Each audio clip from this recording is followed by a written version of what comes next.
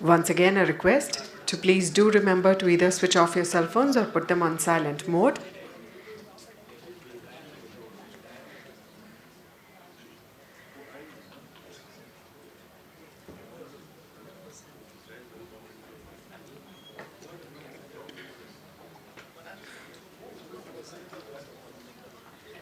I request you all to please kindly take your seats as quickly as possible.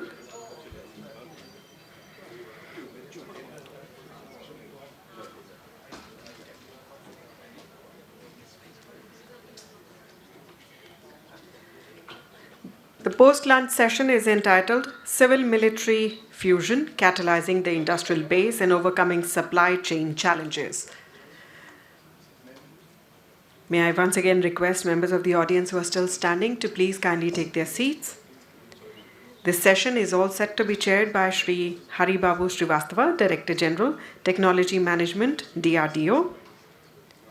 The moderator for this session is Professor Chaitanya Giri, Associate Professor, Flame University and Consultant, RIS.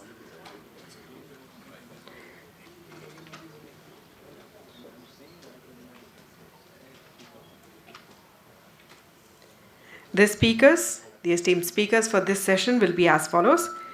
Air Marshal Dr. Rajiv Sachdeva, AVSM, retired, formerly Deputy Chief of Integrated Defence Staff and also officiated as the Additional Secretary Air at DMA under CDS, Ministry of Defence. Colonel Kuber Kandalai, ENY, Captain Vishal Kamar, PWC, Colonel Rajiv Chib, retired, CEO, Insight on Consulting. I request them all to please join us on stage.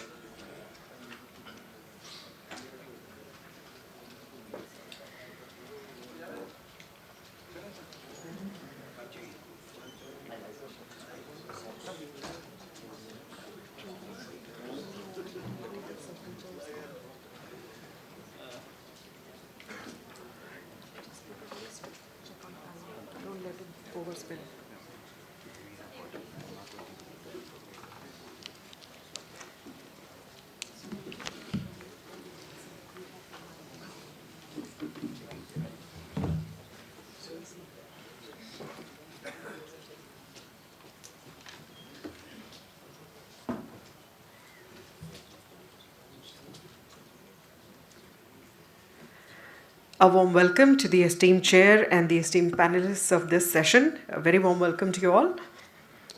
I now hand it over to the esteemed chair, Shri Haribabu Srivastava, Director General, Technology Management, DRDO. It's over to you, sir.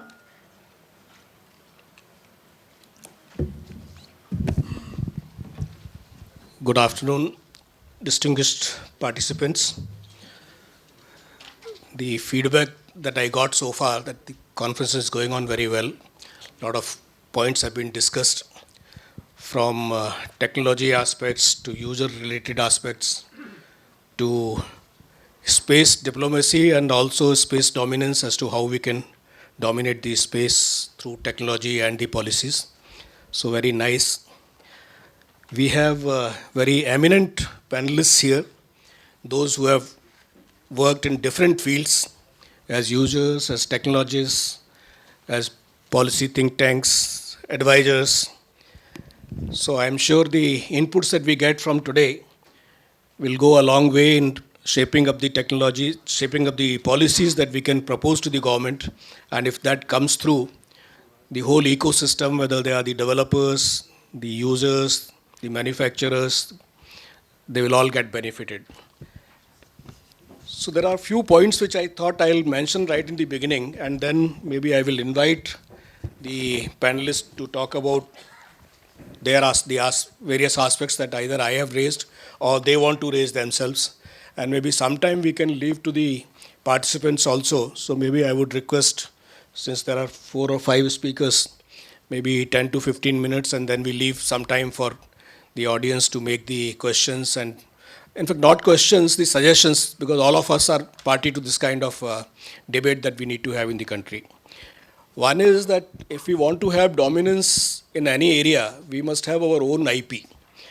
So the IP generation, and that IP is not the IP which somebody else has done. Maybe it may not be very viable to do what somebody else has done and try to repeat that activity unless it is of strategic nature.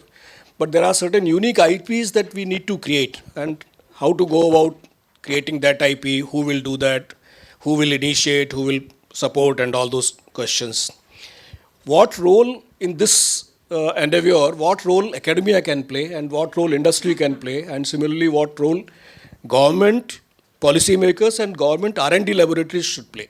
So this is second question that we must probably answer. The please don't take me wrong, I keep telling this in various forums, that the people who are very intelligent, they try kind of become islands of excellence, which is what is not required if we want to progress in our country. So how we can break that kind of mindset, that all the excellent people, all the intelligent people, they start cooperating, collaborating, coordinating together and bring out the new technologies, new systems, etc. So this is another thing that is important. Next is, we are not the only country that is trying to do all this.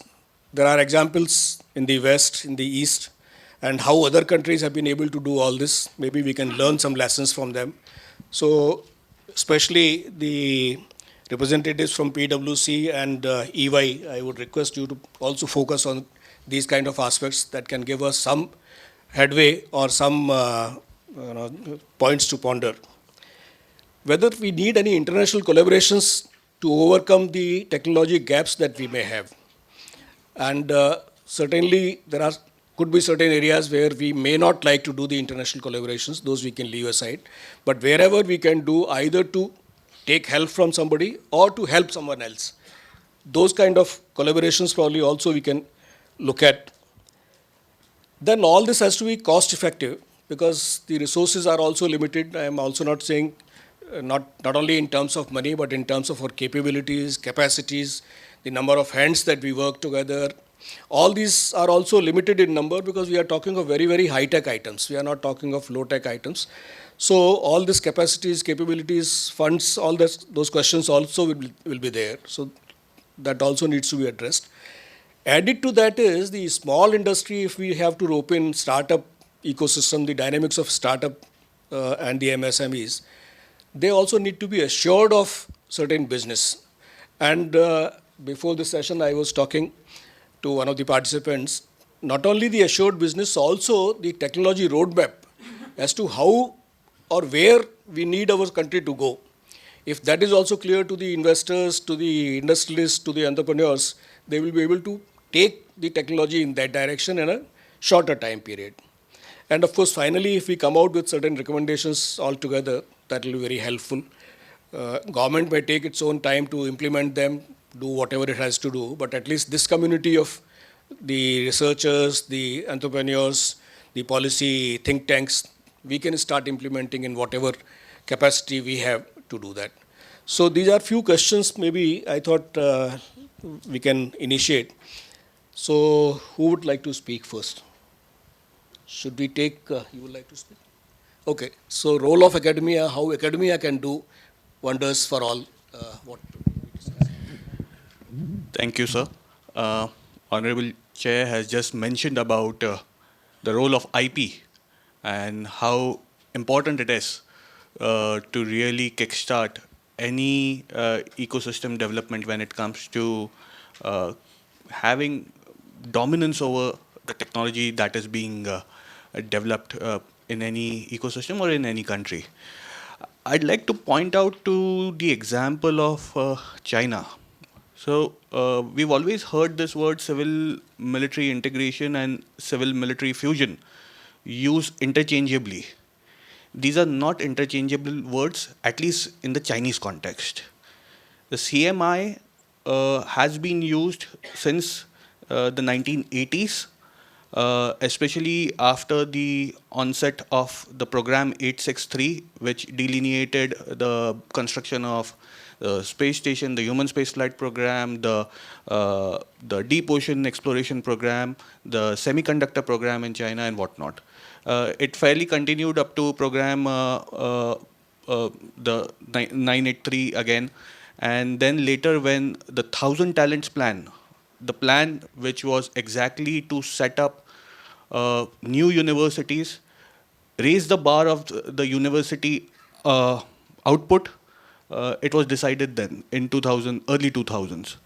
When Thousand Talents plan came, by that time the Chinese had a massive diaspora in the West, and with the economy on the rise, on the ascent, the Chinese decided to pump out a lot of money to recruit globally recognized talent. So it wasn't just talent of Chinese origin, but you see a lot of international talent had flown into China, into various Chinese universities. What did they offer? They offered really high packages, a very streamlined research grant process, and great assistance when it comes to generation of output. Later on, when President 11 came in, so President 11 started something known as civil-military fusion. That is when the emphasis was not only to integrate but fuse it in a way that it becomes undistinguishable. And when it was made undistinguishable, what you saw was something really interesting. Who funds scientific research in China? The funding comes from very eclectic sources. Of course, it trickles down from the top, from the CMC, but anything that is dual use need not come always from the Central Military Commission.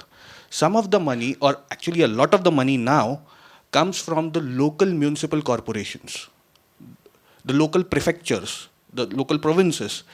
This money is routed through the Chinese Ministry of Education.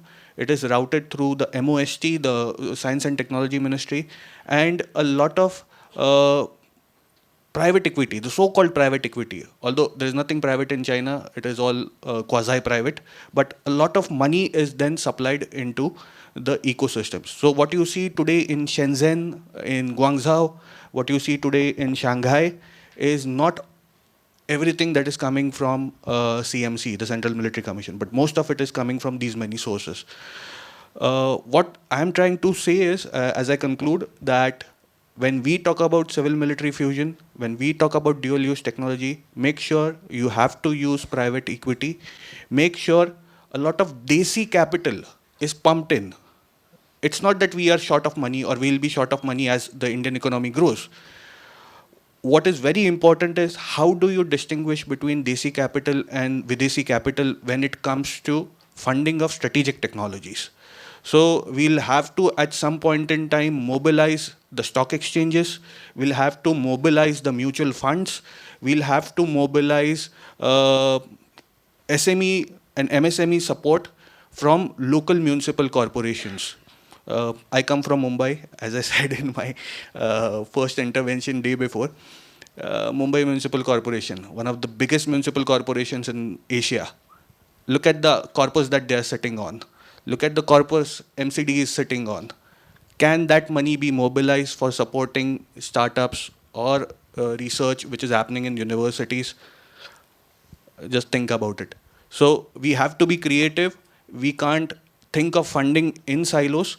And this is the way I perceive a civil-military fusion would proceed in academia as well as in the interfaces between academia and industry. Thank you. So maybe I can just add one comment to this. Certainly our country is not looking or should not look for 1,000 technologist initiative. That's not the way to go ahead. That's my personal feeling, and I think we should always remain with the ethics. But the bigger lesson that we should take from the initiative that they took was that if there is a capacity existing wherever in the world, and that person is willing to come and work for us, we must try to get that person. That's an important lesson that we can take. The second lesson probably, I don't know whether you were trying to indicate that or not, the flexible compensation packages. In the government, for example, we don't have flexibility. Either a person gets it or he doesn't get it, that's all. Whether he works, he doesn't work, that it doesn't actually result into any compensation, equivalent compensation. So probably that is what also you are indicating, that not only in private, but also in government, that kind of thing should happen, maybe. So these are the two lessons I take. maybe I can request Colonel Kuber. Thank you, sir. Um, Dr. Srivastava, sir, ladies and gentlemen,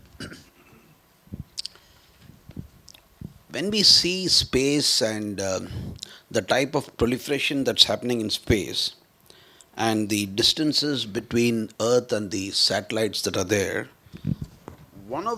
there are a few conclusions. I'll just draw out the conclusion and say that one is that the outer space warfare studies indicate that space warfare is very conducive for offensive warfare. So I think we should think in terms of an offensive warfare capability when we look at space. That's number one. Another thing is the remoteness of space and countries that take action against adversary satellites and they do so under a cloud of secrecy without the general population of the world becoming aware of what is happening over there. And that's where, this civil military fusion and civil technologies, and you talk of civil technologies, and actually what is happening in the background is it's a military technology that is actually being placed there. And it also adds new circular rungs on the conflict of the escalation ladder, where the countries can express their intent and resolve their adversaries without necessarily inducing terrestrial conflict. So if we consider these things, and I want to address some of the issues that the DGTM has raised. One is we talked about the islands of excellence. And he talked about the type of talent, the type of intelligence that is available in the country. And here is where I think we need to integrate our academic institutions of excellence, and how they get integrated into the national strategy will be very important. I'm going to come to that as to how we could do it. He talked about IP. And if I'm not too wrong, the IITs were mandated that they will generate 300 IPs every year. And if you see the amount of money that's flowing into the IITs, for example, if I take IIT Madras itself, it's close to about 1,500 crores every year on research. Then the question comes, where are these IPs? Have they gone away to Germany? You know what happens? The scientists and the academicians, they work on it on penny funding, and then there is a brilliant country out there which is like a hawk looking at it, and they buy off the IP probably at double the price by paying off the scientists. And the IP, let's say he gives them, I'm giving an example, a real-time example, where a particular IP which was developed was sold for $5,000. Scientist is happy that, he got monetized to what IP was generated. The IP has gone out. And what actually happened was a business potential of $5 billion based on that IP. And the wasting away of IP from India, from our academic institutions of excellence, and the non-accountability of IP that is being generated, and who's going to be accountable? Who's that one person I want to catch? So we want to find that out, and we want to call that out and say, this is what we are doing. So Dr. Srivastava also talked about what others are doing. And I was talking to Sai Krishna outside, and he was talking to me, and we were talking about the fusion centers of excellence that the Chinese universities have.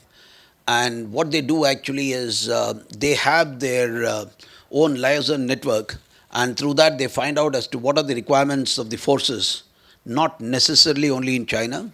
It could be in the US, it could be elsewhere. And they find that out, and then they say, this is the technology that we are going to invest in and take it forward. And that is one of the things that's happening over there. Startup ecosystem.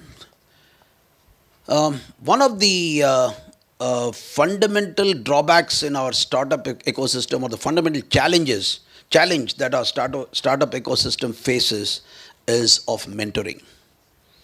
And I was talking to a professor from IIT Chennai. I was in Chennai about a couple of days ago.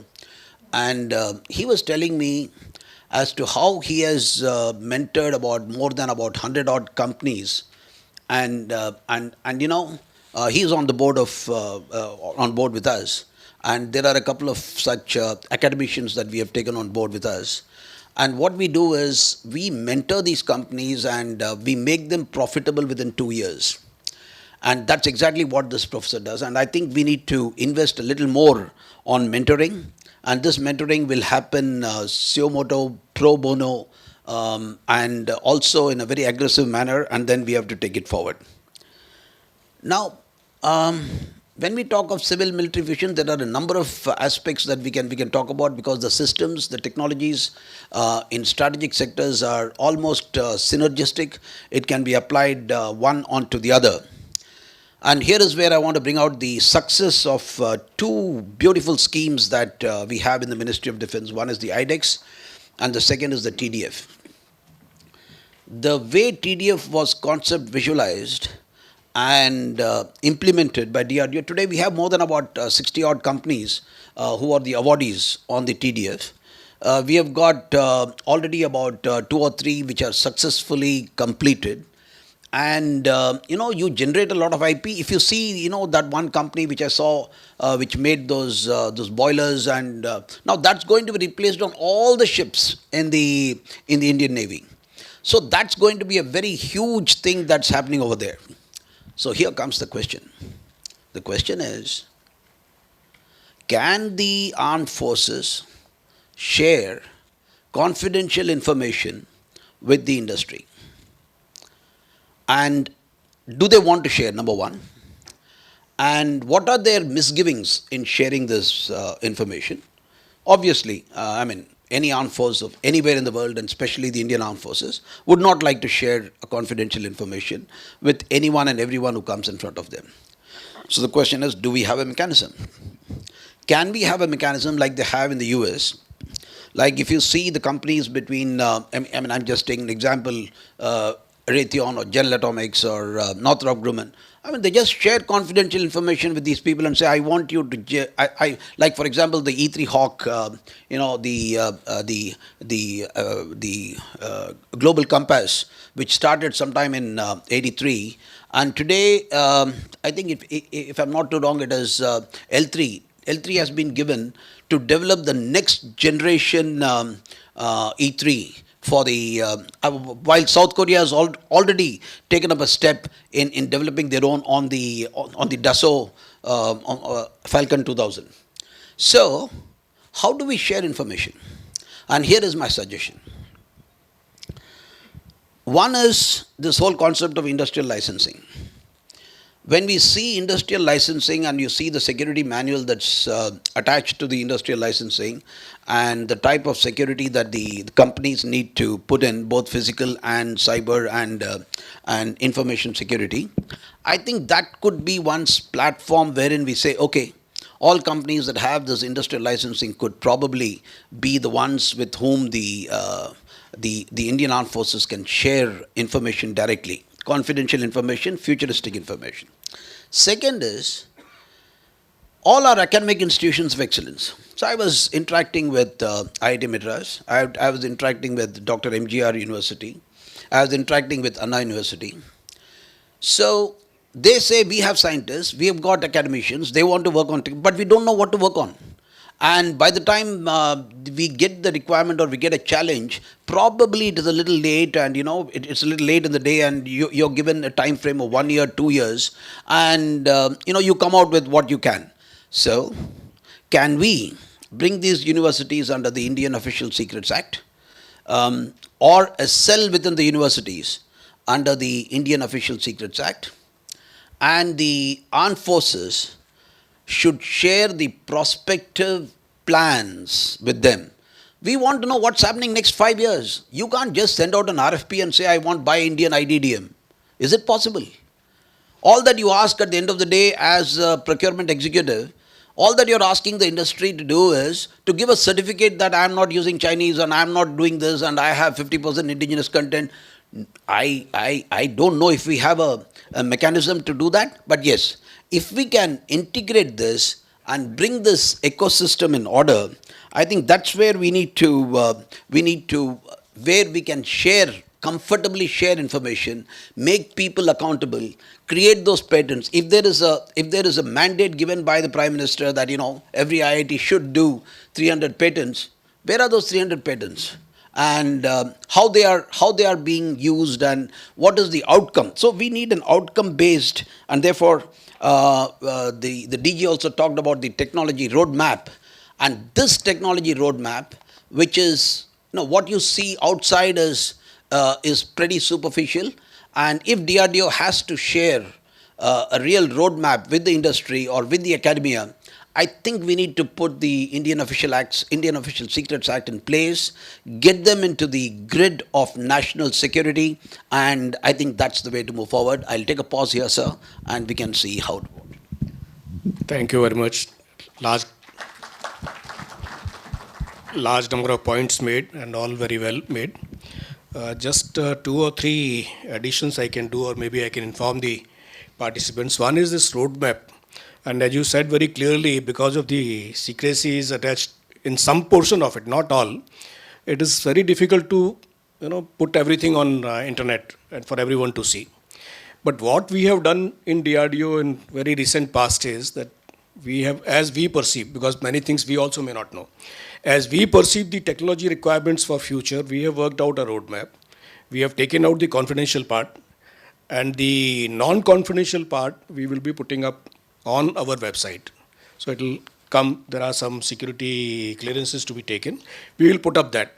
But that will help more of academia and less of industry, because what we are putting up is a futuristic kind of roadmap. Immediate requirements we will not be able to put up, because that is perhaps part of the confidential activity that forces may like to do, and they may not like to share that even sometimes with us in open forum. With closed forum, yes, definitely they do. That is one. Second is this, you mentioned about TDF and IDEX mechanisms. The handholding with the industry is really good. The only problem that we earlier also talked about is when the industry makes the equipment or system that is required, the smaller industry specifically, if the orders don't come very fast, it becomes very problematic for the industry to survive. So they will like to sell off that IP to somebody and then move forward to get the new IP, new challenge and get. So how to arrest that so that the IP does not go outside, as you mentioned. So that is something that we need to work out. It's a very, very important thing. Of course, recently government has given some way ahead for IDEX and TDF.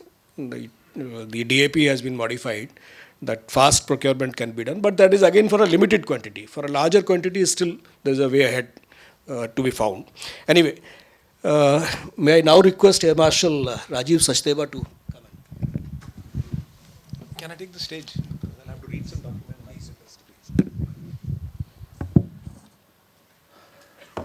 Very interesting to hear our Cosmet Kuber telling us so much about the acquisition and so on. A lot of doubts which were there, we'll definitely like to clarify, but not that. I'll just get on straight. I think the speakers today are restricting themselves to DAP 2020. That is why all the doubts which have come up because of DAP 2020. I was a co-author to DAP 2020. So somebody who was a co-author with me can shoot me down after I finish my talk today. 20th March 2020 was a draft DAP 2020 rolled out by, a draft DPP 2020 rolled out by the Defence Minister. Within 2 days, we went into a lockdown, Janta lockdown, and thereafter we went into a lockdown. So the industry and the military had enough time sitting at home going through that draft DPP 2020. Now, how was draft DPP 2020 made? Okay, you pick up this chapter, theek karke lao. You pick up this chapter, theek karke lao. You pick up this. That is how the DPP 2020 came about in March 2020. Very fine. Everybody sitting at home. Let me tell you, before this, The first DPP came out in 2002, then 2004, then 6, 8, 11, 13 and 16. 15th December 2014, the Prime Minister said, we're going to make in India. And he announced it, make in India, and that's how the whole world will go. And Mr. Manor Parrikar, who was the Defence Minister, sat down with the DPP, went around the world. I was the Commandant at CDM, and he came there, sat with us, heard everything, picked up all our documents. In 2016, he came out with the DPP, which was actually aligned with Make in India. 2014, the announcement comes, Make in India. 2016, the DPP comes. Why I'm emphasizing all this is because I don't want the space to go this way. I don't want the space to go DAP way. Khatam ho jaoge aap. So that is why I'm taking time here. So 2016, Mr. Manor Parrikar himself being an intellect sat down and came up with a document which was Make in India. To make it Make in India, he invited the industry to come with their suggestions. So all the secrecy was opened up to them. This is how we're going to go about. This is what we want. This is how Make in India will happen. And the document came out. Within 47 months of DPP 2016, there were 47 amendments to that. That's the speed at which the industry was changing. That's the speed at which this nation was progressing. That's the demand which the industry had on this DPP, which was made with them. So we had to go in for DPP 2020. During this lockdown, I'm back to the lockdown story, there were 10,000 pages of observation on this draft DPP 2020. 10,000 pages. 20 reams of paper of observation were there with the DG acquisition. Now, how does the acquisition happen in military? There are three teams. One is the industry. We can make this for you. Second is the military. I want this for me. And third is the administrators who actually look out that don't commit any mistake when you are buying something from the industry. So there are three entities. One is the military, which is going to use. Second, with the industry, which is going to make. And third is administrators. These 10,000 pages came from whom? Came from the military and the industry. Obviously, administrator didn't have anything. He made the book. Where did those 10,000 pages go? September 2020, DPP 2020 was changed to DAP. Is a procurement kyun karte ho? Acquisition karo. So that was one of the suggestions which came from the industry. So it became DAP 2020. I'll just go through some of the concerns which the Indian private industry had put on the draft DPP 2020. Draft DPP 2020 hinders growth of private industry in defense sector. Do you want that in space? Non-level playing field between DPSUs and private industry. 7% of my defense budget today, out of the 60-70 billion, goes towards the R&D. Not to private industry. You're supposed to spend your own money. डूब गए. खत्म हो गए. माँ बाप ने अपनी ज़मीनें बेच दी आपकी इंडस्ट्री खड़ी करने के लिए, डूब गए सब. But DAP 2020 के थ्रू आप बेचोगे कैसे? I go to DEF Expo, I meet the MSMEs and everybody. And if he's in the DEF Expo, I remember 45-50 of them in Lucknow with me. He says, sir, आओ हमारा product देखो. I said, if you've come here, your product is good. That's why you come here. बेचेगा कैसे? He says, मैं तो engineer हूँ, मैं तो इन्वेंटर हूँ, मैंने तो बना दिया, मुझे नहीं पता बेचना कैसे. So the marketing team, when they get into DAP 2020, they cannot sell it to us. Anyway, if somebody goes through it, the product will come after 10 years, is required for next 30 years. You know which is the oldest aeroplane which the Indian Air Force is flying today? How old is it?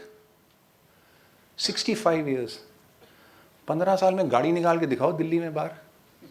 65 साल के जहाज उड़ रहे हैं. No, that's the kind of longevity which you are looking for in the military equipment. Space में नहीं है. Space is changing fast. If you have a satellite which is going to run for 60 years, उसको तो ASAT ही चाहिए उड़ाने के लिए, so that you have some things in the air which you can shoot down. Anyway, provision of nomination of DPSU shipyards is still being maintained. DPSU permitted to participate in Make 1 and SP, whereas private sector is not. Products and technology exclusive for DRDO, DPSU. There were products kept specially for DRDO. कि तुम ही बनाओगे, Private nahi banayega. These are the observations which came from March 2020 till September 2020, and we sat down, tried to thrash out. We didn't have any way to thrash it out. Why? L1 method, category of buying. Okay. You know, there are 13 different kinds of category given in the DAP 2020. IDDM, so and so, 30% IC, indigenization content, 40%, 50%, 60%. Till date, we don't know how to calculate that indigenization content. Till date. So you say, okay, 40% ho gaya, you are making India. You are IDDM, indigenously designed, developed and manufactured in India because you're giving 40% of, out of that 40%, 20% is labor cost. तो आपका product कितना 20%, 60% फिर भी आप विदेश से खरीद रहे हो. Okay, 50% is Indian today, 50% is buying abroad today. Beautiful, very nice. Out of that 50 which we are buying in Indian, 60% you are allowed to buy from outside. Allowed to buy from outside. तो कितना हो गया? 73% you're buying from outside. Today the ratio is changed to from 50-50 has gone to 60-40. 60 from India because of the negative import list which came out from my office in August 2020 because I superannuated in September, because that became the mandate of the CDS that he will go indigenize. So that is when this happened. Don't do that in space. IPR, IC content, indigenization. मुझे क्या लेना देना? आपने कहाँ से IP उठाया, IPR? कहाँ से उठाया? मुझे क्या करना है? As long as you are registered as a company in Indian Company Act, and you're giving profits to India, you're giving taxes to India, you got a supply chain management in India, you got a factory in India, giving jobs to Indian, you are Indian. Yeah? IPR के पीछे पड़ा, और वो भी soldier को बोलते हैं. Before he goes into deciding क्या खरीदना है, किससे खरीदना, I have to decide आपका IC क्या है. So DRDO gave us an Arjun tank, 36% IC. 40 बोला था, धीरे धीरे 40 हो गया, cross भी हो गया. Same happened with LC, हो गया cross, good. It's very difficult to actually calculate that 40. Don't do that. I'm giving you the industry observations on DAP 2020. As long as the production line, technology is owned by you, taxes, supply chain man, you are coming to the market with something which is Indian brand. I think it should be good enough. Don't worry about the DAP. There are agencies here. DRDO suffers more than us when they have to go into partnership. I know that. They suffer more than us. Because their books are even tighter than this. Because they get a lot of money. Technology demonstration. I will not go into technology demonstration is what the DPSU says. I will try to get a technology. I'll give you an example of BMD. 2002, they came up with this idea of BMD. Okay, we'll make BMD. Very nice. Suddenly 2008 they realized BMD तो बन रहा है. Any missile coming from here, we will shoot it down. Either shoot it here or shoot it here or shoot it here. हो जाएगा. भाई trigger किसके पास होगा इस मिसाइल का? DRDO doesn't hold a trigger.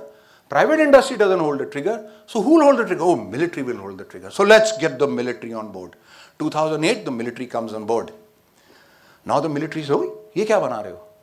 Okay, Army, Navy, Air Force sat down. This is what we want in the ballistic missile defense system. So that was known as 49 essentials. That we want these 49 essentials. So DRDO said, hold it यार, 2002 से बनाता हुआ मैं यहाँ तक आ गया हूँ. अब तुम कह रहे हो ये 49 law, I can't go back and redo it. How do I justify this 8,800 crores already spent on this system? So they constituted a team which was known as a technical evaluation team of the BMD. And as luck could have it, being an IDS, I became the chairman of that. Sat down in Bangalore, sat down in Hyderabad, sat down at RCI, sat down everywhere, made 3 volumes of book. And along with the 3 chiefs, I had to give a presentation to the NSA telling him, sir, isko jaane do. Because what the services want will come in 2050. Let them go parallelly on that. Something like what AMCA is happening. LCA aane do. AMCA will be better than LCA. But LCA aaj ki date mein aane do. So finally, Shiv Shankar Menon cleared it. And today, they have proudly handed over the BMD to the Indian Air Force. What we can defend, only Air Force and DRDO knows. We can defend a lot. Because a lot of mind was applied to that. Okay, if not 10 Mach, 15 Mach, kaise hoga, 20 Mach. Fair enough. Let the things grow. That's what is going to happen with you. So your technology is going to grow for 10 years, 5 years. Come on, parallelly go somewhere else. So this is one of the very interesting observation on DAP 2020, which I liked and I coined it. I think Amit Kaushik sir made this. DPP 2020 moves toward procurement and not development. Today we are in a field space which has to develop. This disregards the jointness and chokes the interoperability. They are the words used. Dilutes the authority of the CDS, negates the recommendation of unison.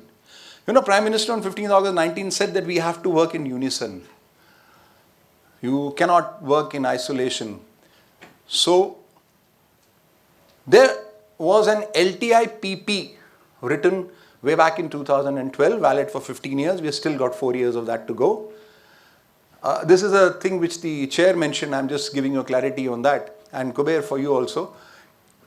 LTI-PP was, okay, Fauj, ladai ho jayegi, nuclear ho gaye, tell us what you want. So Army, Navy, Air Force made a list. This is what we want.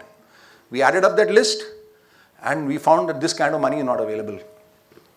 That concept is changed. Now we're going into a concept of ICADS, Integrated Capability Development System, wherein the national threat, collective threat is being calculated. What is the capability required to counter that threat? How much of that capability is already existing with us and what is already in pipeline? Now what is the void of this capability which we are looking for? How much will this void cost us?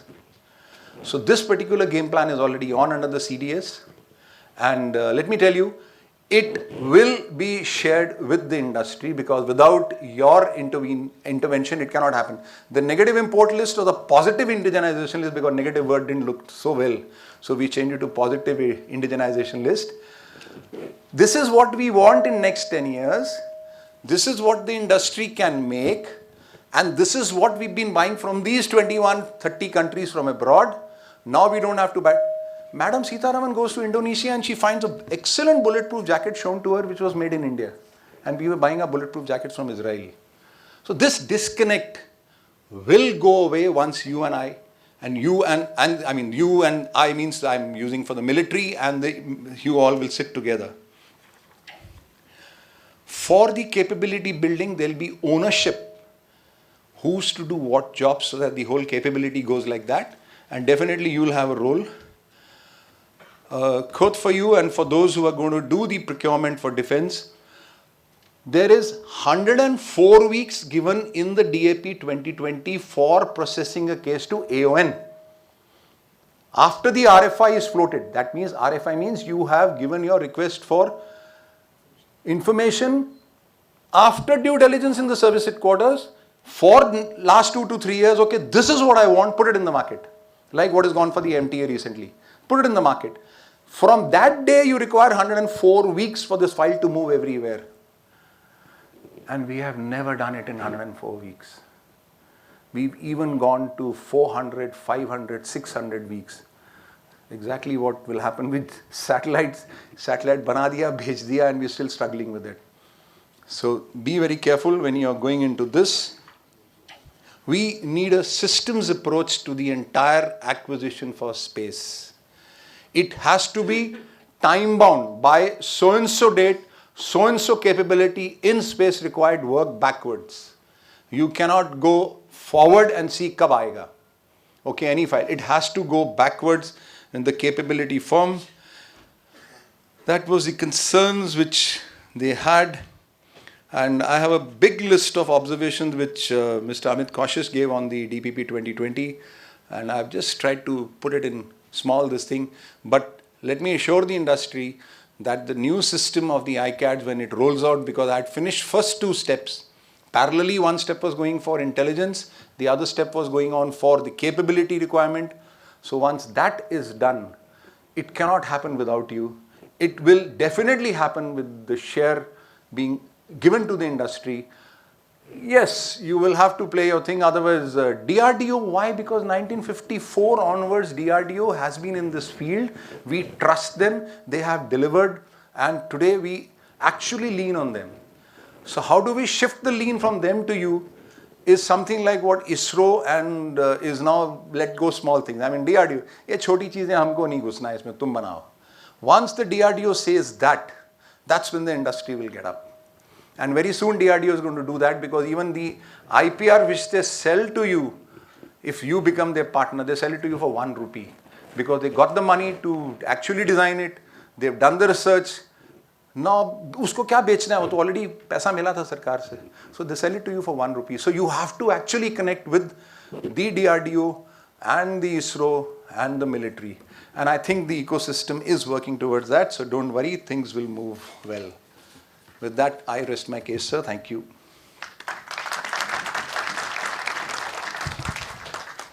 Thank you, Air Marshal Sachdeva. Very valid points, pertinent points for the whole ecosystem. Just for the information of audience, because Air Marshal raised it, we have already given 108 items where DRDO will not do R&D, and we will support the industry to do R&D in those areas. We are also working out on another list, whether it will be 101 or 108, I can't tell at the moment, but another list is being worked out where those items also will be left for the industry to take the lead for R&D, and DRDO will support with whatever mentoring required or funding required or support in terms of facilities required, so that we will do. And the IP is actually not even 1 rupee, it's free. So it's all available. DCPP concept, where if you are working with DRDO laboratory, you are nominated, there is no TOT fee also. So it's a very transparent and very supportive kind of mechanisms. Very valid points made, and I am sure some of them the organizers will take for the recommendations that they make to the policy makers. Next, can I request Captain Kamar? Thank you so much, Chair. I think after what the Air Marshal spoke, I think we have seen DAP defense. Now let me shift the focus to space. I think we are here to also discuss civil-military fusion in industrial ecosystem, specifically for space industry. I'll address 3 issues here. Why is civil-military fusion very important for space industry? And when I say space industry, I shall talk more about the public and the private sector. Number 1. Number 2, where do we need to go in space industry ecosystem? And number 3, what capabilities do we need to develop as a nation if we need to have disruptive changes in technology in space industry? So the first part, why is civil-military fusion important? I think if you see the global trend, we have, in PwC, we have benchmarked NASA, ESA, JAXA in Japan. You look at all of these ecosystems with the space, these are matured space industry nations, matured spacefaring nations. These are the areas where the space agency or the R&D agencies have donned the role of being more enablers, facilitators, where they enable and facilitate the environment. They become customers to the vendors, to the industry, that is the public and the private sector. And finally, they become partners for high-end technology research. So if today SpaceX is doing what it is doing, it is because it received the support from NASA. So therefore, statistically it has been proven for any disruptive technology growth. Classic example of the relaunch vehicle which SpaceX is using. NASA couldn't do it. SpaceX did it. And NASA acknowledges it, but NASA supported it. That's the sentiment which we need in our country. We need to create unicorns, champions in the industry, in the country, to have disruptive growth. And how do you combine them? And let me also dwell into that. We did a lot of analysis there. Why is it the private sector is able to do disruptive technology growth? The reason is because the private sector is not risk averse. Entrepreneurs, most of you sitting here are entrepreneurs, right? You can take challenges, you can throw your money into it, your skin in the game, and you will get defeated. You'll face challenges. SpaceX had umpteen number of failures, and finally they discovered the RLV. So you will face challenges and you'll get up and fight again. Where what NASA and ESA and JAXA realized, that for them to be risk averse, because it was public money, was that much more difficult. So that is why I'm trying to answer the question, why civil-military fusion, why the private sector is very essential for the space industry as we go forward to build a very strong space industrial base in India. Let me come to the second question which I'll try to answer. Where do we focus on? If you're looking at fusion of military and civil applications, if you look at the entire space, broadly, the recent Harvard Business Review article talks about it. Space is divided into 3 areas, buckets. And obviously, I'm using the business sense. I'm an ex-military man from India, but been in the corporate world for the last 6-7 years. Space for Earth, space for space, and access to space. These are the 3 broad elements of space.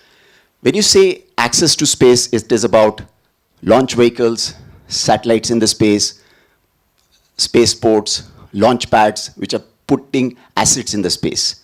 When you say space for space, are those assets in the space, the International Space Stations, lunar missions, Mars missions, interstellar missions, anything which is going in the outer space. And space for Earth is where anything where space helps improve the quality of life. I would use the word, brings in the socio-economic impact on the common citizen, both the businesses, the private sector, and also the strategic sector, which is Earth observation, navigation, and communication. So broadly, this is how these are the 3 buckets.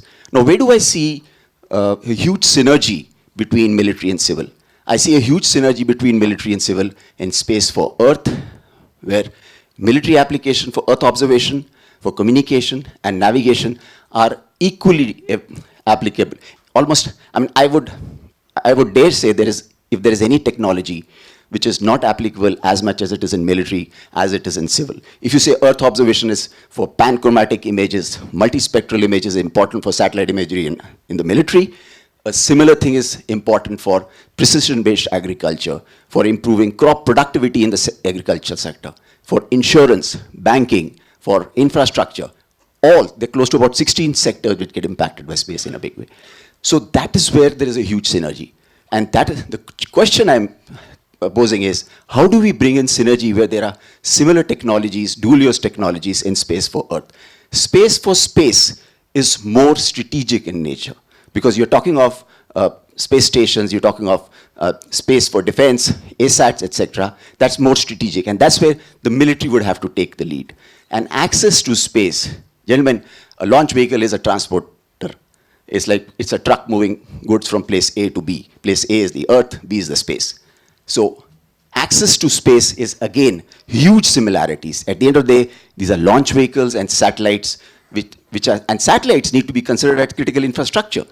And I think if the government invests in building roads and highways and bridges, we need to invest in putting satellites in the air to create that infrastructure so that both the midstream and the downstream can utilize it.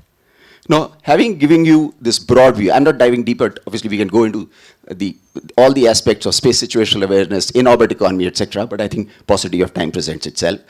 Let me cover the last point. What do we need to do as a country, as I think, going forward, to achieve a goal of civil-military fusion, to reap the benefits of disruptive technology growth in the civil side, to see where synergies are there in the downstream, midstream, and space for Earth domains? I think I see 5 areas. The first is, we spoke a lot about R&D, research and development. And I think this is the area where the private industry needs huge support. And it's great what DRDO is doing. ISRO is doing great. InSpace is an agency which has been created. They're starting seed funding up to 1 crore. IDEX is starting seed funding up to 2 crore. In fact, when you look at the 75 challenges in IDEX, they're very well-crafted challenges. But each of the challenges, and we did a bit of analysis there, is equally applicable for civil applications. Each of the challenges. You might say that space situational awareness is only for detecting satellite going over the Indian airspace, but I must say that space situational awareness is equally important for SpaceX when he launches a satellite for ensuring his satellite because he needs an SSA input. So every challenge there is equal important for civil sector. So the R&D factor is how do we improve? And there are umpteen examples. So, for example, PwC UK just did work for the UK MOD, where we created an R&D platform where the private sector, government, the UK Space Agency, and the academia are sitting together on a common ecosystem with common lab on doing research in areas which they are focusing on. Now, I want to also bring in another aspect. We spoke about LTIPP. I was myself in the Naval Headquarters looking at the maritime cable perspective planning long time when I was serving. We spoke about technology-ready maps, which the MOD issues. But let's shift the focus slightly. The industry does not want to see the LTIPP. That's my point of view I want to make. The industry wants to see a market-driven technology roadmap. And that's the need of, and why are we differentiating what DRDO will create or what ISRO will create? Why don't we at the national level create an R&D roadmap which is on market-driven technologies? Industry would like to see a technology which is developed, which is dual use, and when I say market-driven, let me qualify with three things. It is dual use, it is used in the military application, it's used civil, it benefits the society, it does societal good for the 1.4 billion people in India, it improves our strategic perspective, and it brings in economic benefits. That's the technology roadmap which as a nation we need to create in space. And that technology roadmap, irrespective of which sector it's looking at, would drive demand generation in the industry. If a startup sees that this is the area which he need to invest in, he will raise capital. Funding will flow in with private equity and venture capitalists. I'll just come to funding again. So R&D is one issue. Second is the ecosystem creation. How do we create ecosystem in the country?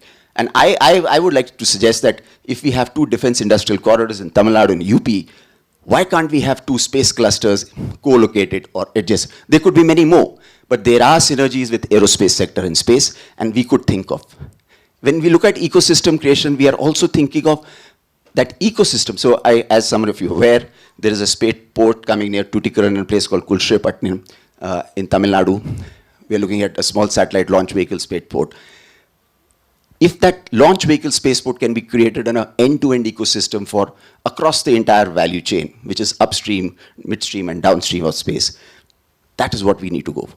The next point is talent. We did speak about talent a lot, and I think talent is one area where when we talk to the industry, we are quite deficient across the entire space ecosystem. And talent creation is something which we should think about. Frankly, if I tell you, there is only one institute, Indian Institute of Science Technology, which issues graduate programs. There's hardly any institute in India which issues graduate programs or undergraduate programs in space today. Obviously, we are discussing space here. Space is a multidisciplinary facet. You have mechanical engineers to rocket engineers to electronics engineers to soft, in a satellite or a rocket, you have every possible discipline there. But I don't think the country has the kind of academic institutes which are giving, and I would like to say, why don't we have a space sector skill council in the country? You have an aerospace and aviation sector skill council as part of the NSDC. Why not a space sector skill council? So we need to look at space and talent as a big way. The next point I want to mention is that funding, which Chaitanya just speak to, even Dr. Srivastava spoke about it. And I think how funding can flow in. And funding is something which is both, globally it has been seen what we benchmarked in PwC with a network firm. Normally it's the venture capitalists who are investing more, not the private equity or even debt funding is less. Why is that so? Because SpaceX, if you look at it, most of the funds have come from venture capitalists. Because venture capitalists are willing to punt, they're willing to, and they would invest more on valuations than the immediate EBITDA or profitability which is coming through. And that's where the country has to look at how do you increase funding investment. And to that extent, demand generation is very important. Today, a common farmer in India is not using space the way we're using. Space has to be shifted from the novelty to a common man in the country. I think that's required. When we talk to people in US, PwC US just did a recent project with one of the states there in farming, precision farming and crop productivity using space-based earth observation and precision navigation is the need of, that's how they're using the use cases and applying it to improve their farming. I think the last point I want to say is on policy. And I think space is a budding area. If we have to encourage civil-military fusion, industrial ecosystem, we need to look at some of the areas that, does space need something like a PLI scheme? I spoke about satellites being an infrastructure. Do you need to classify space as an infrastructure sector? Today, shipping is an infrastructure. There are a lot of subsidies which come in here. Maybe we need to, because this is how it will create societal, economic, or strategic impact in the country.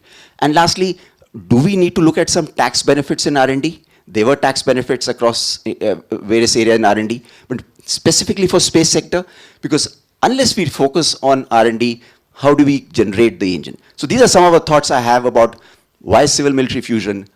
Where do we need to go? How do we need to bring in synergy? And what perhaps some of the areas we could focus on? Thank you, Captain Kanwar. Again, very valid points, important points you brought out. National Technology Roadmap. I hope when the NRF is set up, maybe they will take up that, National Research Foundation. I just wanted to mention to you, for your information, we have set up from DRDO, industry, academia, centers of excellence in 15 IITs and universities across the country. And some of those DIA COEs are focusing on space technology also. It may not be known to the industry representatives who are sitting here. The research by industry is also authorized through these or can be sanctioned through these DIA COEs. So all those who are interested to take up some good technology projects, they can work with us. We can do that. I don't want to belittle anything, but my experience of last 2 years plus, the funding is not an issue. The funding is not an issue. The issue is getting good project proposals.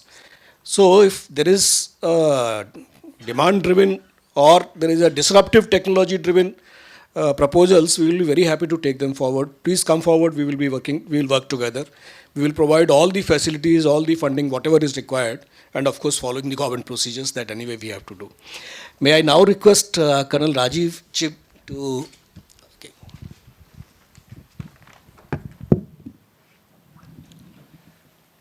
Good afternoon, ladies and gentlemen. I think the discussion is becoming quite interesting and there are a variety of views coming up. So I just plan to say a few things. That is, how does our adversary carry out military-civil fusion? We must know the enemy, firstly. And by examples, I would like to say, where are we in this regard? And what can we do to our 75 proposals which are on the cards?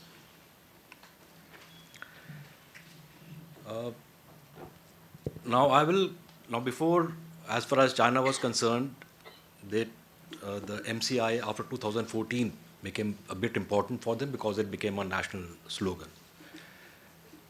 Xi Jinping started taking interest in it himself. And I will just, though his overall aim was to, of course, the PLA should be the best army in 2049 and things like that, but let me just tell you what he said in 2017 in one of his speeches. He said that the aim is of this CMF, which we have started, to accelerate innovations, to leverage technologies for military use. I underline to accelerate innovations. So innovations have been going on, and they also have been struggling with procurement like we have been struggling, and we also come out with DPPs, and they also have been doing it. But suddenly from 2014 as a national slogan, when we started our Atmanirbharta, and they started that military-civil fusion. And again in 2017, when the US also started their Army Futures Command, in their words, the aim is to convert R&D to combat capability earliest. So if you see that both of them want innovations earliest to come to combat capability. And that is what MCF is all about. So how is China doing it? He's doing it the way that he wants to use all his national assets. And what are the national assets? The private sector, the public sector, let me give you our equivalents, the IISC, the IITs, the services. Now all of them, they join together for a national cause. And that is MCF for them. That let's all get together, the universities also, the students also, the services also, let's all get together for a national cause and further the interest of the army by using civil technologies. And they have laid down priority of the civil technologies, and all these civil technologies are the futuristic one which we've been talking about every day from the last 2 days. You know, AI and robotics, etc. So this is because he feels, or whoever the Communist Party feels, that it will be the civil side of it, the private sector, which will be able to generate breakthroughs in these future technologies than the SOEs. SOEs are the state-owned enterprises in China, 10 of them, 2 in space and 8 in land systems and navy, etc. So he feels it is the private organizations which will achieve breakthroughs, and the moment they achieve breakthroughs, I also want it for the army or for the PLA as such, the Army, Air Force, Navy. And I don't want a delay in it. I don't want AI to get matured or something and then I will take it for my armed forces. I want, immediately when a breakthrough happens, I want it. And therefore, I'm going to insert my PLA people within the companies itself. And the PLAs are there within the companies. They live together, eat together. That is what is not integration, it is fusion between the PLA and the private sector. And they get the accommodations also. They are using their own SOEs also, the state-owned enterprises. They're using the defense labs also. And the SOEs are basically the anchors. They have made it into zones. One zone looking after a certain technology, another zone looking after a certain technology, where the state-owned enterprises are playing the role of anchors. They also started behaving after 2017. So between 2014 to 17, they also had issues in implementing this because there was objections from the state-owned enterprises. They didn't want all this private sector and PLA meeting and all that. So they kept raising objections. Then there was objection of security, which had to be sorted out, and which has been sorted out in the sense that now they are top-level state security confidential equipment can be handled by the private sector. So they have sorted out that issue. And to sort out all these issues, they had to put a national commission, which was instituted in 2017, to give policy matters and carry out all the administrative affairs. And now Xi Jinping is himself monitoring it. So he wants innovations to come fastest for combat so that PLA can become the best armed forces in 2049.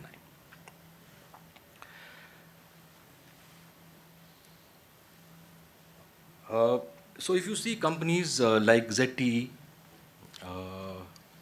or Huawei, they have PLA people living with them. And these companies are the ones which are in 5G. They are the companies which are operating in India also. I don't know how, but they are still there. And they are operating on our 5G, but thankfully not as OEMs, but as subcontractors. They are giving us equipment to Airtel and they're giving it to Idea. So the moment, we should also stop this kind of import the fastest possible because we can't keep buying from our adversary, whom we've been saying that throughout the last 2 days that this is our adversary and we are dependent on 5G equipment from them. So anyway, that is a different issue. Now, so the barriers between these academia and the civil institutes and the civil laboratories and the defense labs have been broken down as far as China is concerned. Earlier they were operating in silos. And now they are doing it together, whatever they want to do, along with the user sitting on them. So where are we now? So let me just give you a few examples. I can only give it by example so that we understand that way we are. And as Insighteon is a company which does war games, I will just give you one of the findings, share 2 or 3 findings from one of the war games which we did a couple of years back. And that was on aero engines. And small aero engines, 4 to 5 kilonewton thrust, which are used for UAVs, the ones which you want to fly higher and faster, and also for low-cost cruise missiles, and also for HAL's CAT warriors, and the CAT concept which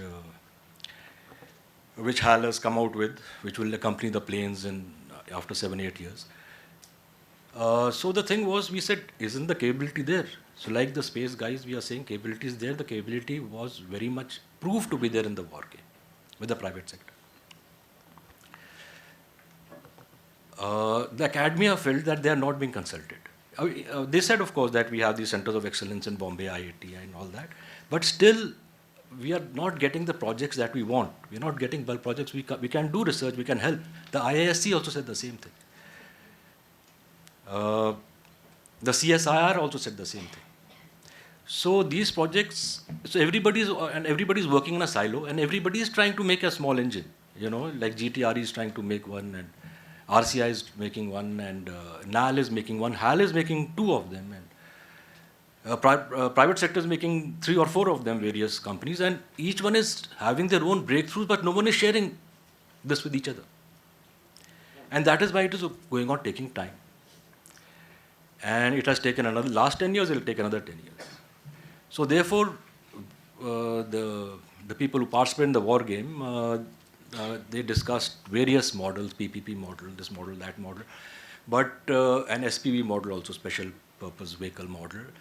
But all these models, when they were war game, they didn't succeed as much as a model where we have a national commission on top, which coordinates all this, which breaks down all the walls between these organizations. So which essentially comes down back to what we were talking about, what China is doing. And makes them share technologies, have the user also over there with them. And it's not that and the private sector not treated as a vendor or something like that, and it's a partner. Otherwise, we'll keep having this vendor kind of a narrative. So we realized that we were on the other end of the spectrum as far as MCF is concerned.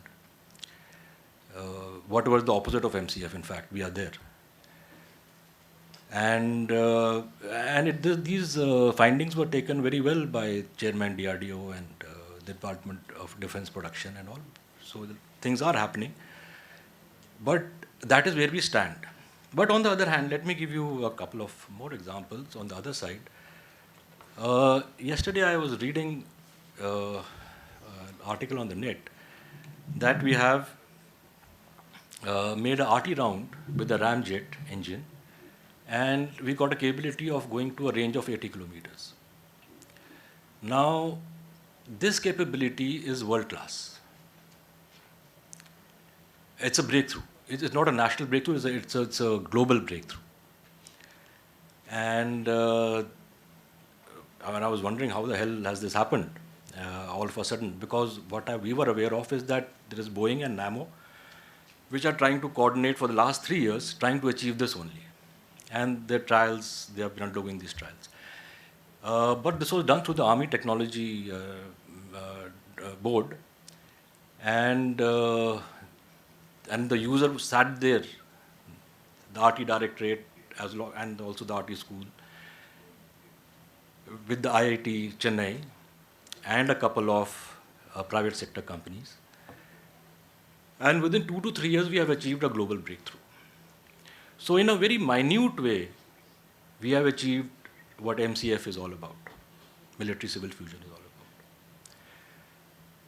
about. Another example with IIT Delhi is in the field of image intensifiers, where we are able to achieve such good imagery, which is again world-class. And again through the same route. And we have almost convinced one of our the private sector startups not to go abroad and continue out here because there's hope in India. Otherwise, he was very willing to shift to Singapore for various reasons, which you also know. One is IP, of course. If the danger of IP stays and you don't allow the person to keep his own IP, then he would like to shift somewhere else and make IP over there and register the IP in the foreign country. So even though our patent regulations need to change, and also our thinking that firstly we have to generate IP. Because only if you generate IP, then your space economy will be attractive for others, for investors. And only if your procurement process increases like these 2 examples which I gave you, where a breakthrough has been achieved in 2 to 3 years, with only 10 crores each, by the way. And whereas Nammo and Boeing have spent 50 times the money.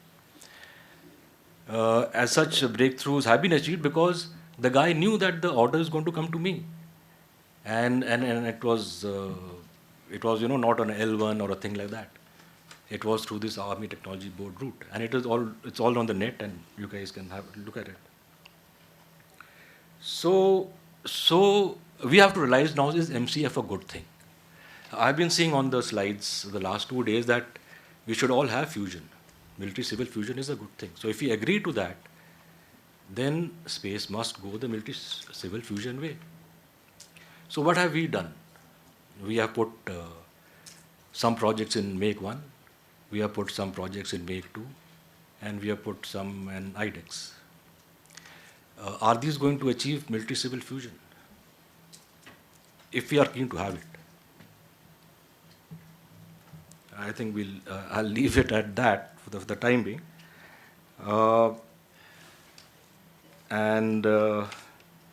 There are more and more private companies coming in the defense also because of Atmanirbharta. There are more and more private companies coming in China also because of MCF. They were 40 earlier, now they're becoming 60, and they're also doing the same. But there's a difference between Atmanirbharta and that. So when the private companies come to us, generally they are increasing in numbers, yes, and what they are doing is they are taking TOT from overseas, and we are assembling in India, generally, and participating, and that's why we are increasing. And the companies which are increasing in China are because they are participating as partners in R&D. So what will happen 10 years later? Colonel Rajiv, Yes, sir. in the interest of time, can I request? Thank you. I think I'll call it a day at that. No, you can conclude. No, that's it. Thank you so much. You made very valid suggestions. The model of China and international models can be studied, and what can be done, what has been done by ADB and IIT Madras sitting together. I think it needs to be replicated at multiple places. Thank you very much for making suggestions. Now that we have already overshot the time, maybe only 2 questions we can take up, and forum is open.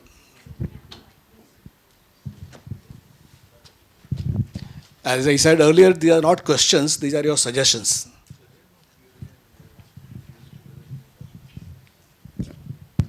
Hi, I'm Gagan from CI Metris. We are an R&D lab. Quick question to Colonel Kuber and Captain Vishal. Why don't we have a Booz Allen or a Palantir in India that can work hand in hand with the government? What stops PwC and EY to establish these kind of practices and sort of places where the industry can implement and is operating at the forefront? Thank you. Okay. You want to talk? It's happening, I can tell you. Right now, PwC is engaged with ISRO and IN-SPACE. We are working on a very similar project with them. And we are looking at, of course, we are wearing the lens of the private sector as to where are we looking at in the next 10 years. But I think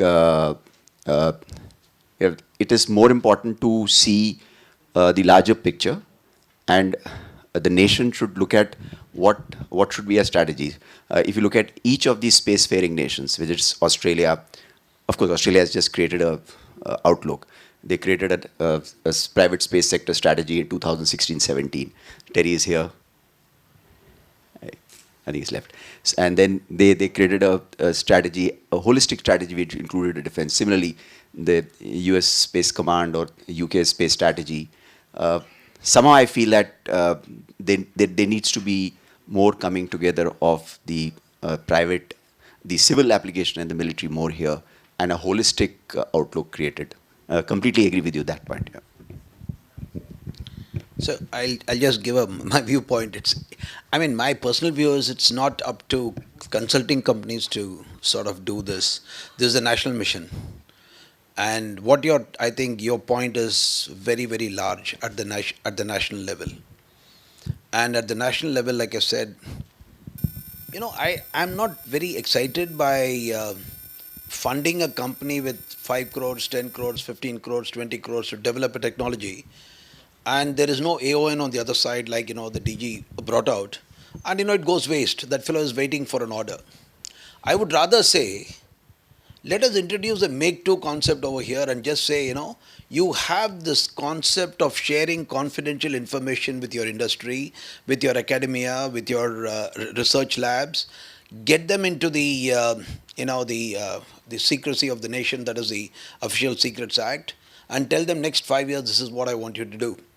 And you invest your money, you do it, you prove it, I'm giving you 1,000 crore contract. I don't want the 50 crore development contract and wait for this armed forces to send an RFP and suddenly somebody will wake up and say, oh, we need to have a broader segment and we'll have open RFP and all that. People talk philosophy at the end of the day. So I think what we need is assured orders. What we need is he should be told, you develop this technology, this is yours. This 1,000 crores, 2,000 crores, 20,000 crores is yours. And I think that is what is important, and that requires a national strategy. I leave it to you. In fact, quickly, the question you made, that's right. There is no dearth of seed funding. I want to address this funding. Maybe I did cover it last time. In any startups, any private industries, if you see the way it progresses over a period of time, after the seed funding, there is something known as a valley of death. I mean, all MBAs here would understand that. A valley of death is where he needs second series of funding, like what Colonel Kuber said. Unless you have assured orders, IDEX might give 2 crores today to a startup which develops a technology. But if that technology doesn't get productionized and it does not get converted into revenue, it's like unless the aircraft doesn't take off, unless he doesn't start making money, I'm bringing that metaphor, that company will die over a period of time. So it's these IDEX and TDF are giving seed funding. But what we need to think is how do you help these companies come over the valley of death, which happens 2-3 years down the line. Somebody over here. Good afternoon, everyone. I'm Hardik. I'm a student of International Politics from Jawaharlal Nehru University. So my question pertains to when we talk about defense procurement in space, so there are a lot of happenings, international happenings in Corpus, someone mentioned also. So, for example, tomorrow, in a year or in 2 years, India takes a national position like USA took of putting a moratorium on anti-satellite tests. If India takes a decision, a self-imposed moratorium or something, and we had already placed an order to the private industry for developing such a technology, which later on India's national position contradicted, and we promised not to do something like that. So is the Ministry of Defense also in touch with the Ministry of External Affairs to on which topics, on which domains to engage with the private industry? Because in next 2 to 3 years, it might not be possible to place the orders to the private industry, and it might not be fructified. Thank you. Air Marshal. A very valid question, because you have invested in something and suddenly we change our national policy and we say don't want it. In the ICAD system, which I was just mentioning, one thing, the other whole of nation approach, that's the new buzzword these days, whole of nation approach. What is happening is, let's say we want a capability 10 years down the line because of a threat which is going to manifest 10 years from now, and we're already working towards it, and somehow the technology is not going to be ready 10 years from now. That is when the Ministry of External Affairs will be told you push that threat by another 2 to 3 years or 5 years away. So this kind of interaction is going to happen between Home, MEA and the MOD, so that now that something is, I was just watching Rocket 2, where Nehru said no to bomb, then he said yes to bomb, then Shastriji said no to bomb, and then Shastriji, before going the same night, he said yes to bomb. So Indira Gandhi was told no to bomb, and then this poor chap goes, Homi Bhabha is eliminated from the scene, and his successor says no to bomb. Then suddenly he discovers that he was assassinated. He says yes to bomb. Isme aap to maroge hi, if something like this happens in the nation. But I don't think India is now that kind of a nation. We have a vision. We know the Prime Minister has announced 2047 India is going to be a developed nation. Now what is that package of developed nation? Everything is going to come in that. Okay, so nothing is going to change till 2047. तो हमारी उम्र के हो जाओगे तब तक. So no policy is going to change till then. Things are going strong.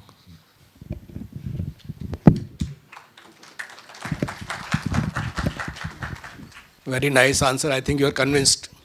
And for your for your information, government is making a vision document for 2047. What Air Marshal was trying to bring out.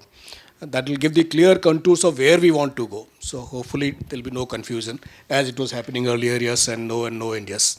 So I think it is time for me to wind up now. Already half an hour delayed. So apologies first of all from the panelists, and especially from me because I did not keep the time.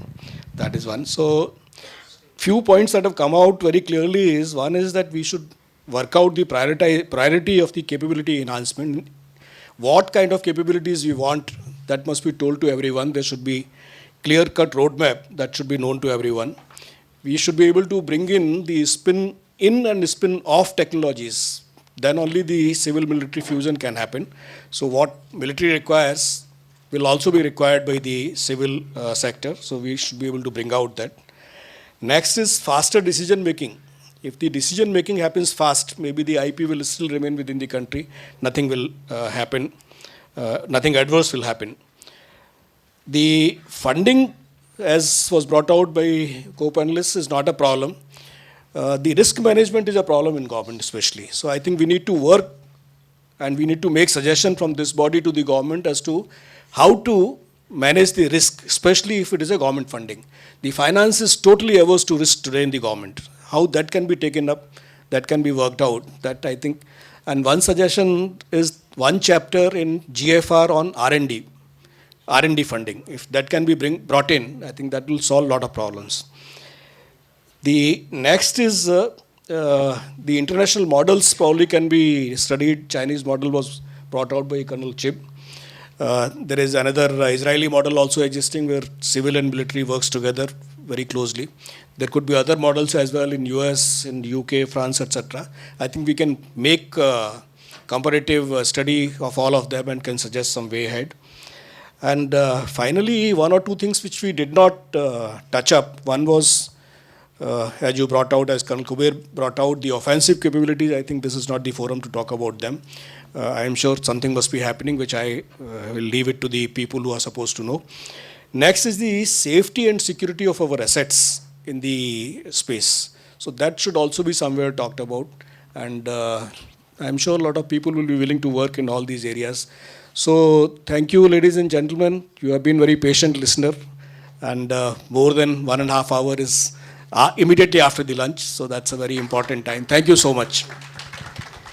And thanks to my all co-panelists for making good suggestions. Thank you, esteemed chair. Thank you, esteemed moderator, and the speakers of this session. May I request esteemed chair, Shri Haribabu Srivastava, to kindly do us the honors of presenting mementos to the esteemed speakers of this session. We'd like to thank Air Marshal Dr. Rajiv Sachdeva. Thank you, sir, for being a part of this session.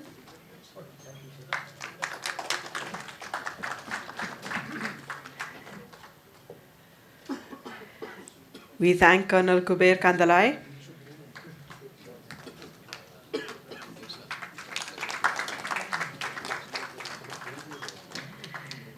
Our thanks to Captain Vishal Kamar.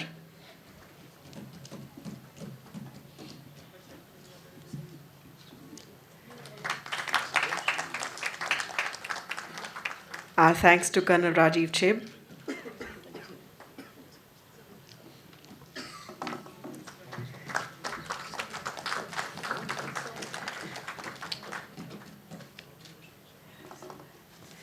Special thanks to the moderator of the session, Professor Chaitanya Giri. And now to present a memento to the esteemed chair, may I request President SIA India, Dr.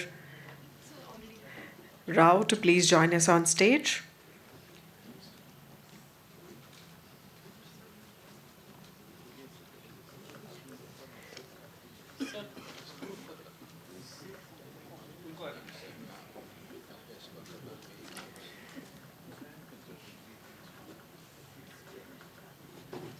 Our thanks to Shri Haribabu Srivastava, Director General, Technology Management, DRDO. Thank you, sir. for chairing this session.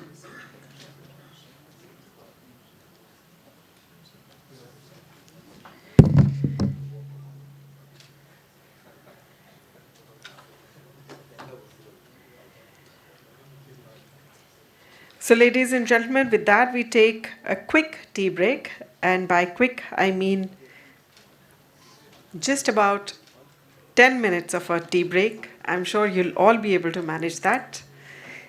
Really request for your cooperation because we are behind time. So, we would definitely like to start the next session on time.